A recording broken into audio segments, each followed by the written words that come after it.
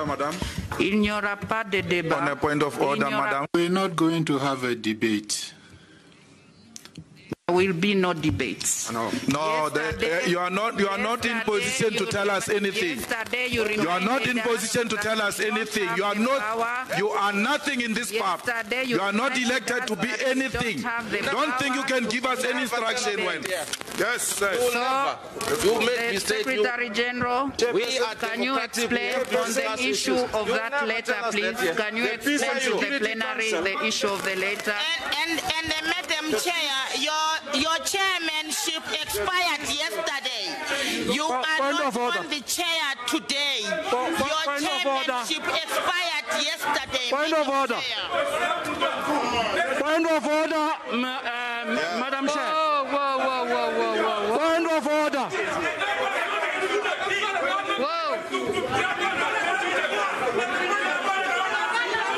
Point of order. Point of order, Madam Chair.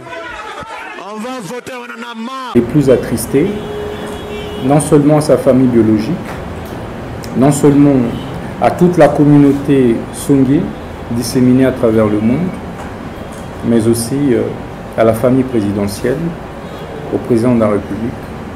Je sais que c'est douloureux et nous compatissons avec eux. Au-delà de nos clivages politiques, nous sommes d'abord Congolais. Au-delà de nos appartenances politiques divergentes, nous avons le devoir, en tant que Congolais, de nous solidariser lorsque il y a un drame qui s'abat sur telle ou telle personne. Et donc nous présentons nos vives condoléances à la famille politique ainsi que biologique de l'illustre disparu. Cela étant dit, d'entrée des jeux, permettez que je félicite en même temps, par cette occasion, M. Billy Kambale, un jeune ami avec qui on a beaucoup milité, mais qui est aujourd'hui porté aux plus hautes charges de son parti UNC. C'est un jeune compétent qui a été placé à la place qu'il faut. Je félicite en même temps le président Kamere parce que c'est un message fort qu'il a lancé à la classe politique en général. Après le président de la République, je crois que c'est le président Vital qui vient aussi d'asséner un enseignement du renouveau politique. C'est notre génération qui gouverne maintenant, on n'en peut rien. Donc face à un Premier ministre de 43 ans, face à un président du plus grand parti politique de notre pays, Jean-Marc Abound, qui a maintenant 40 ans, je crois qu'il est plus que temps que de plus en plus d'autres formations politiques comprennent le message et fassent autant, au risque de disparaître. Parce que les enjeux futurs seront des enjeux de taille, de terrain, de bataille frontale qui nécessiteront impérativement de l'énergie. Et nous convions sincèrement les autres formations politiques à suremboîter les pas parce que telle a toujours été la lutte de la nouvelle génération pour l'émergence du Congo. S'agissant des questions profondes pour lesquelles nous sommes là, comme vous le savez, nous avons plusieurs fois communiqué sur la question de la réforme ou la question des réformes. Vous savez, chers compatriotes, que nous avons eu 3 cycles électoraux qui ont malheureusement accouché de plusieurs crises qui ont plombé la République jusqu'à aujourd'hui. Et pour ne plus récidiver, replonger le pays dans les mêmes crises récurrentes, nous avons suggéré, NOJEC en tout cas, a suggéré que des réformes électorales cette fois-ci se fassent de manière consensuelle à travers la mise en place d'une commission quadripartite qui serait composée de la majorité au pouvoir, de l'opposition républicaine et radicale, des confessions religieuses, mais aussi de la société civile. Et cette commission aurait pour mission de mettre en place une grille des réformes à soumettre au Parlement pour les muler en texte de loi. Voilà la proposition que nous avons soumise, et c'est pour ça que nous avions demandé à l'Assemblée nationale de revenir, de suspendre temporairement les discussions autour de la loi Lutundula sur la CUNI. Nous estimons que cette loi risque encore d'être à la base des crises qui vont pratiquement déstructurer la République. En fait, la République n'appartient pas à un seul camp politique. La République n'appartient pas seulement à ceux qui ont des députés à l'Assemblée nationale, pour qu'eux seuls puissent répartir, comme on le constate, les postes au niveau de la CUNI. Nous voulons d'un arbitre neutre.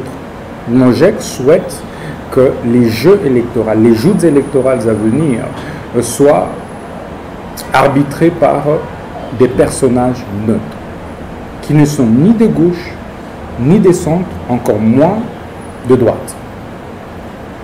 Et c'est pour ça que NOJEC en appelle une fois de plus au sursaut patriotique, pour dépolitiser complètement la CUNI. Il en va de l'avenir de la République. Et donc, ce qui s'est passé à l'Assemblée nationale jusqu'ici, où nous avons vu comment des acteurs politiques qui ont plongé le pays dans le chaos au travers des répartitions partisanes, des postes de responsabilité à la CUNI, est condamnable. Et nous condamnons, dénonçons ça de la manière la plus ferme. Écoutez, ignorer aujourd'hui que NOJEC est une force politique dans ce pays, alors c'est une grosse erreur. Ignorer que Martin Fayoulou est une force politique non négligeable dans ce pays est une grosse erreur. Ignorer que Mouzito est une force politique dans ce pays est une erreur. Parce qu'en fait, les batailles à venir vont au-delà de la composition de l'Assemblée nationale telle que cela est sorti des dernières élections de 2018. Pour l'avenir, il est important de tenir compte de toutes les forces politiques en présence et non seulement des forces politiques représentées à l'Assemblée nationale.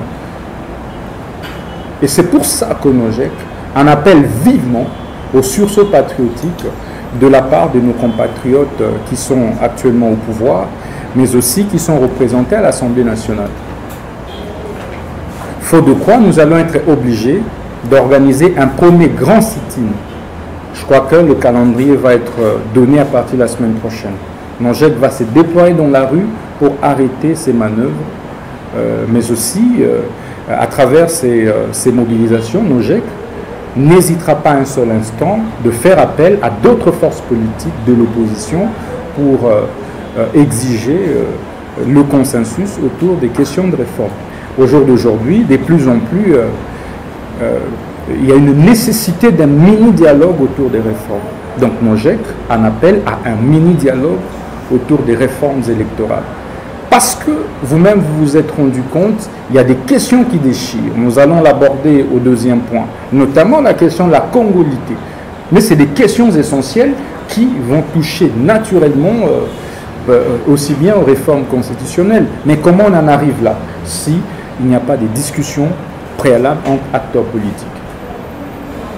Donc voilà la position de NOJEC sur la question des réformes électorales en cours. Nous disons que la CUNI doit être totalement dépolitisée, mais en associant tous les acteurs politiques, toutes les forces politiques en présence, au-delà de celles qui sont représentées à l'Assemblée nationale. Vous n'allez pas me dire que la société civile à laquelle on a réservé un poste ou deux au bureau de la CUNI peut mobiliser plus que la Mouka de Fayoulou, plus que SID ou plus que NOJEC. Il y a bien sûr des ASBL qui se font passer pour société civile et qui facilement s'empiffrent comme ça des postes au nom tout simplement des considérations partisanes. Non, le pays a besoin de la paix et donc s'il faut discuter de l'organisation de la CUNI, NOJEC exige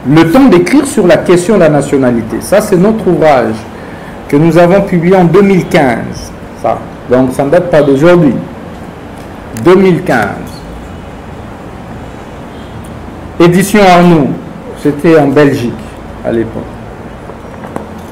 Où nous parlons de la nationalité multiple, un impératif pour la reconstruction et le développement de l'Afrique. Analyse juridique et perspective d'une réalité incontournable en République démocratique du Congo. La deuxième édition de cet ouvrage est déjà disponible, où nous essayons maintenant de manière claire d'actualiser l'ouvrage en abordant précisément la question de la nationalité. Donc le droit congolais à la nationalité est un droit complexe. Il ne faut pas confondre la question de la nationalité de celle des conditions d'accès à certains postes de responsabilité. C'est la notion que parfois certains compatriotes confondent. Il y a une nette distinction à faire. Même Tchani ne dit pas que tel ou tel n'est pas congolais. Non, non.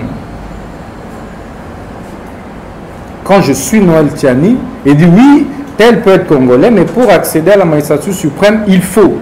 Mais il est libre de mettre son point de vue. Les autres aussi peuvent émettre leur point de vue, comme Nogek a émis son point de vue, seulement en dégageant les avantages, les pour et les contre. Pour nous, nous estimons qu'à partir du moment où on est sur le sol congolais, d'un père ou d'un maire congolais, on a le droit de briguer certains postes de responsabilité. Pourquoi? Parce qu'en fait, la question de la congolité a démontré ses limites. La plupart des bons dirigeants à travers le monde ont été binationaux. La plupart des grands dirigeants au monde ont été des binationaux. Quand vous interrogez les origines de Sarkozy, vous verrez que, bon, il n'est pas proprement originaire de la France. Vous avez son ancien, l'ancien Premier ministre de François Hollande, les tout derniers, Valls. Oui, après, Valls est même rentré, c'était où, en Espagne, c'était voilà, Barcelone. Donc vous avez autant d'exemples à travers le monde qui vous prouvent que les meilleurs, la question nationalité est une question purement juridique qui va au-delà de la conception sociologique des choses. Donc l'attachement, quelqu'un peut être beaucoup plus attaché à sa nation qu'un Congolais d'origine. Mais la plupart de ceux qui sèment la terreur et la désolation à l'est du pays, ils sont des Congolais de père et de mère. Donc il ne faudrait pas limiter aujourd'hui la République démocratique du Congo aux seules considérations liées à la nationalité. Il faut plutôt voir qu'est-ce que ce compatriote est capable de faire pour sa patrie. Qu'est-ce qu'il a déjà fait par le passé? Est-il digne? Il y a par exemple des étrangers qui octroient autant d'emplois aux Congolais ici que les Congolais, qui parfois nous passons du temps à voler. Il y a nos compatriotes qui passent le temps à détruire nos entreprises publiques, à aller piller en complicité avec même certains magistrats et tout, les ressources des entreprises publiques. Donc entre celui-là et un étranger qui choisit la RDC comme seconde patrie, ou mieux, quelqu'un qui est né d'une mère congolaise, il faut poser la question, a-t-il choisi de naître au Congo et d'une mère congolaise? Bon, quelqu'un comme celui-là, n'est-il pas votre frère congolais? Admettons que sa mère soit par exemple Lunda, soit Songe, soit Luba, soit Lulua. Ce compatriote n'est-il pas congolais? Donc, pour nous, nous pensons qu'il faut aller au-delà de la problématique de la congolité pour voir l'intérêt supérieur de la nation et mettre en avant-plan la dignité dont peut se prévaloir un compatriote pour briguer tel ou tel poste. Les grandes nations qui se sont développées au monde sont celles qui se sont ouvertes en fait, qui ont ouvert leur nationalité. Donc la nationalité est une question purement juridique. Il ne faudrait pas chercher à la rendre sociologique. Nous allons, pour votre information, dans les prochaines semaines, encore vous inviter à la présentation de notre ouvrage, deuxième édition, sur la double nationalité comme étant un impératif pour le développement de la République démocratique du Congo. Je crois que c'est dans 2-3 semaines que nous allons présenter ça à la presse. Troisième point, mes amis, s'agissant du troisième point que nous avons voulu aborder avec vous, c'est celui concernant l'éruption volcanique de Nyiragongo. Nongek l'a dit, nous ne revenons plus sur ce que le gouvernement aurait dû faire. Nous exhortons le gouvernement à mettre des moyens à la disposition de l'observatoire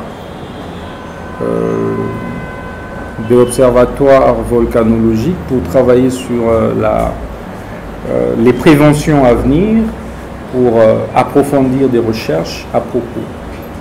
Mais aussi, il faut envisager rapidement le réaménagement de la ville de Goma. Il faut isoler la population de la zone de volcan. Il faut vraiment éloigner de sorte que à la prochaine, il n'y ait plus autant de dégâts, autant de pertes en vies humaines telles que connues. La prise en charge de l'État doit s'accélérer, des sinistrés doit s'accélérer. Donc le gouvernement doit accélérer le cantonnement, la prise en charge de nos compatriotes qui sont victimes de cette éruption volcanique. Et pour ça, Nongek a invité vivement le gouvernement à consolider, non seulement mettre en place ce fonds, mais aussi à le consolider. En évitant des récupérations politiciennes. Il ne faudrait pas que, pendant que des gens sont en train de souffrir, qu'il y ait des compatriotes qui puissent faire des récupérations politiciennes. Ce n'est pas le moment pour les uns, encore moins les autres, de venir chercher à faire de la propagande politicienne à travers un drame comme celui-ci. C'est un drame qui appelle à la cohésion nationale, qui appelle à l'unité nationale et non à des divisions, à des récupérations propagandistes. Si tu as ton argent, tu veux aller aider nos populations, il faut le faire avec beaucoup d'humilité. Encore que, en effet, c'est donc seulement quand soit on a été au pouvoir ou on est au pouvoir. Donc nous dénonçons, ce n'est pas un pays des dons, c'est à la République de mettre en place un fonds. Et tout compatriote qui veut contribuer, il passe par le fonds qui est mis en place par le gouvernement de la République. Ce n'est pas une période de campagne, encore moins de propagande politique. Voilà pourquoi Nongek s'est abstenu de toute donation pendant cette période. Les récoltes que nous sommes en train de faire en interne, nous allons les verser dans ce fonds qui est créé officiellement par le gouvernement. En fait, une république ne doit pas être une république bananière, où chacun peut se réveiller et puis faire ce que bon lui semble. Une république ordonnée a des institutions régulièrement établies, une république ordonnée, en pareille occasion, s'organise et tous les compatriotes se mettent autour pour essayer de soutenir et venir en aide nos compatriotes. C'est donc pas le moment de pouvoir faire des concurrences de milliards et des millions. Qu'il y a des millions, non, c'est pas le moment. Le moment n'est pas indiqué. Quitte à la gestion de ce fonds-là, ben, là c'est une autre question. Il existe des mécanismes de contrôle des services publics de l'État. Donc nous appelons vivement à la coordination des aides qui sont collectées en faveur de la population de Goma. Jusque-là, il y a une anarchie qui ne dit pas son nom. Tout le monde se réveille un bon matin, moi j'ai créé un fonds. Non, ça doit cesser. J'invite vivement nos compatriotes à éviter de faire de la question des morts de nos compatriotes une question de propagande politique. Et ce n'est pas juste. Mais en même temps, NOJEC invite vivement le gouvernement à prendre ses responsabilités. Ça veut dire qu'à la place des privés, à l'absence ou à la place des privés, l'État congolais doit prendre ses responsabilités, doit agir vite et en toute responsabilité. Jusque-là, c'est défaillant. Jusque-là, les services sont défaillants. La population est meurtrie et laissée pour compte. L'aide de l'État tarde à venir et c'est anormal.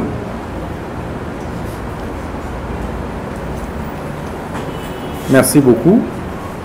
Et enfin, nous allons chuter par la question de la déchéance du gouverneur de Lomami, qui s'est d'ailleurs organisée aujourd'hui.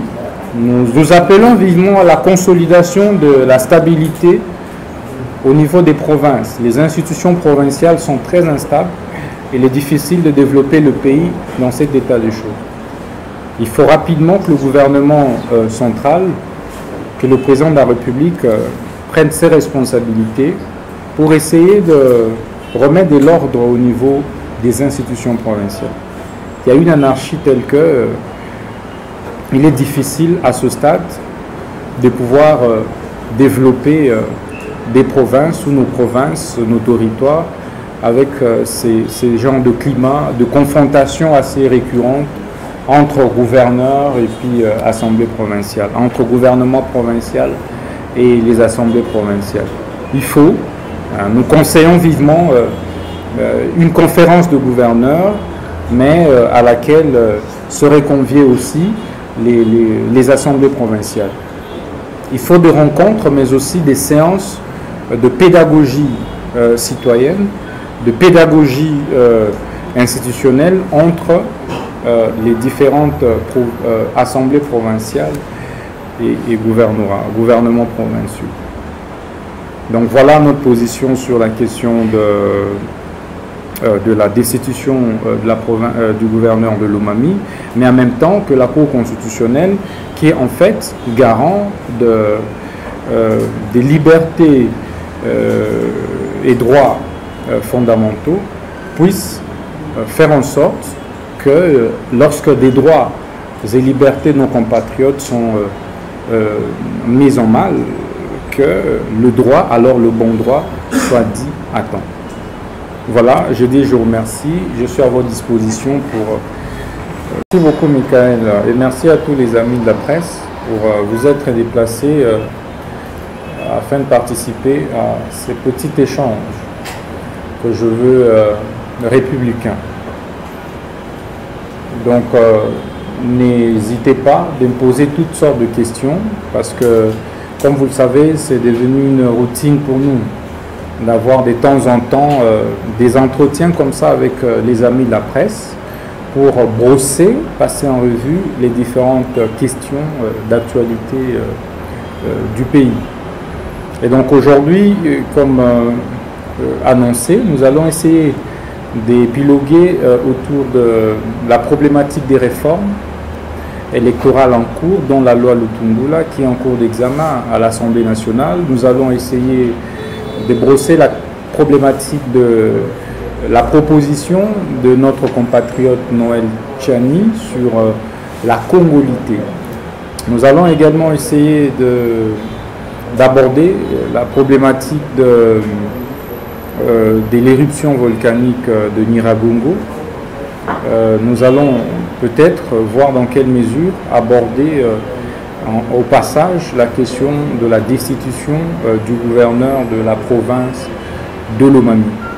Et donc telles sont en luminaire les différentes questions que nous allons effleurer, mais vous êtes autorisés bien sûr à poser d'autres questions que vous estimez utiles et dont pour lesquelles vous attendez des réponses précises de notre part.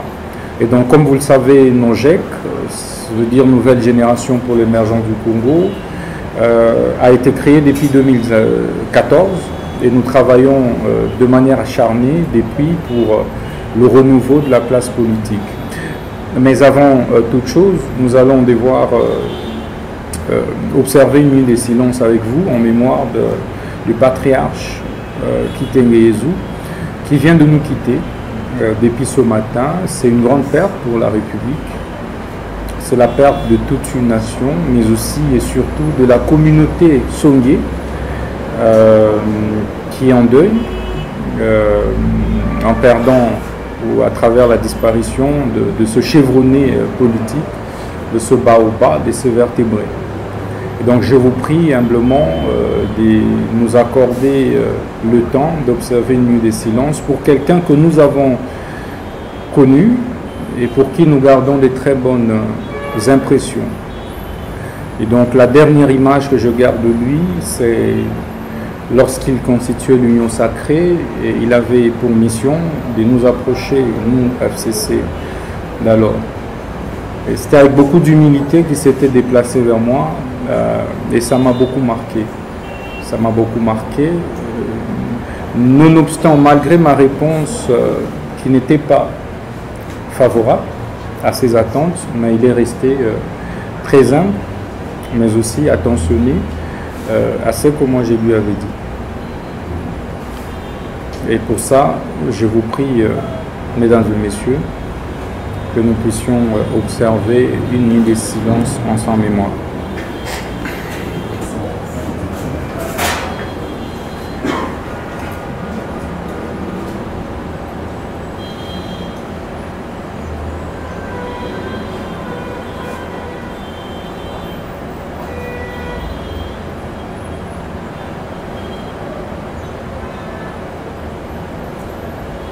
Merci beaucoup.